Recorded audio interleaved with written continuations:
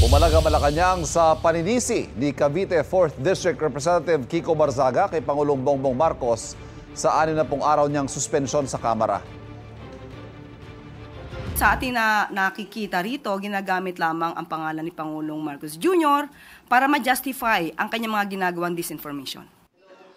Sabi kasi ni Barzaga sa isang Facebook post, sinuspindi siya ng Marcos Jr. administration dahil sa pagsasalita niya laban sa anyay pandarambong o plunder ng Pangulo.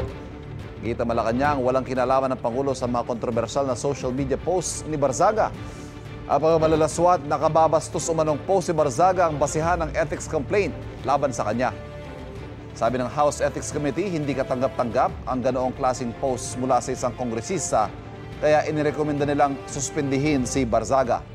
249 ang pumabor sa Ethics Committee report, 5 tumutol at 11 ang nag-abstain.